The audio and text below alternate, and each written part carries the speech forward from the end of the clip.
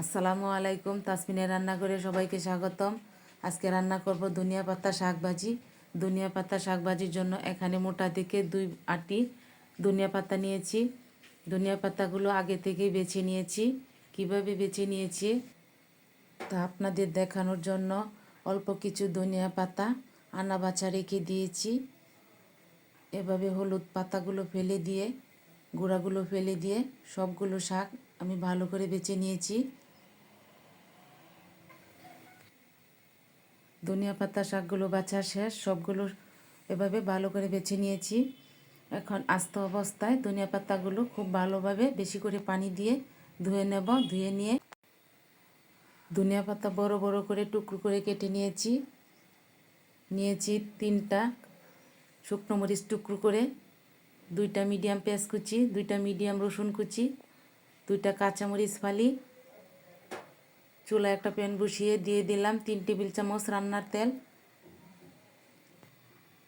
প্রথমে দিয়ে দিলাম টুকরো করে রাখা শুকনো মরিচ। কয়েক সেকেন্ড নেড়ে নিয়ে শুকনো মরিচগুলো ভেজে নেব। শুকনো মরিচ ভেজে নিয়ে দিয়ে দিচ্ছি পেঁয়াজ, রসুন কুচি, কাঁচামরিচ সবগুলো একসাথেই দিয়ে দিলাম। যেহেতু ভাজা হবে তা একসাথেই বাদামি কালার করে ভেজে নিলাম। দিয়ে দিলাম ধনিয়া পাতা, দিয়ে দিচ্ছি সামান্য হলুদের গুঁড়া, স্বাদ মতো লবণ,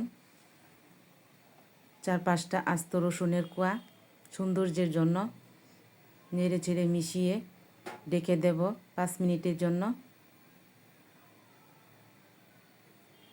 5 মিনিট পর সেদ্ধ হয়ে গেছে, শাক থেকে পানি উঠেছে। পানিটা শুকানো পর্যন্ত শাকটা রান্না করে নেব। একটু পর পর শাকটা ভালো করে নেড়ে পানিটা শুকিয়ে নিচ্ছি। চুলার আঁচ ফুল রেখে পানিটা শুকিয়ে নিলাম। একটু পর পর নেড়ে চেড়ে পানিটা শুকিয়ে নিয়েছি। শাক রান্না প্রায় শেষের দিকে। শাক রান্নাটা হয়ে গেছে, এখন নামিয়ে পরিবেশন করে নেব। আমার ভিডিওটি যদি ভালো লেগে থাকে তাহলে আমার চ্যানেলটিকে সাবস্ক্রাইব করতে পারেন। যারা ফেসবুক পেজ থেকে দেখছেন ফলো দিয়ে দিতে পারেন। ভিডিওটি দেখার জন্য সকলকে অসংখ্য ধন্যবাদ। সবাই ভালো থাকবেন, সুস্থ থাকবেন। আজ এ পর্যন্তই। আসসালামু আলাইকুম।